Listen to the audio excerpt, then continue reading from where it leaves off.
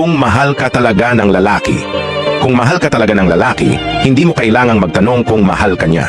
Ipaparamdam niya ito sa iyo sa simpleng paraan. Sa bawat oras na sinasabi niyang, kumusta ka? O sa paraan ng pag-alala niya kung kumain ka na ba. Hindi niya ipaparamdam sa iyo na kailangan mong maghabol o mag-alala kung nasa puso ka niya. Kasi siguradong sigurado ka na mahalaga ka sa kanya. Kung mahal ka talaga ng lalaki, hindi lang salita ang pinapangako niya. Gagawa siya ng paraan para ipakita na hindi lang siya narito para sa magaganda at magagaan na panahon. Kasama siya sa hirap, sa lungkot, sa pag-iyak mo sa mga gabing akala mo wala ng pag-asa. Pipilitin niyang gawing magaan ang bigat na dala mo at gagawin niya ang lahat para mapangiti ka kahit sa pinakamadilim na araw mo.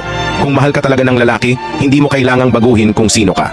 Tanggap ka niya sa flaws, sa insecurities at kahit sa mga araw na hindi mo mahal ang sarili mo. Mahal ka niya hindi dahil perpekto ka, kundi dahil ikaw iyon.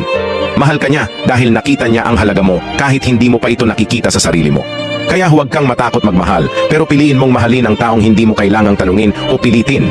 Kasi kung mahal ka talaga ng lalaki, ipaparamdam niya iyon sa iyo ng buong buo, hindi lang sa salita, kundi sa aksyon, pangunawa at pagmamahal na walang kondisyon.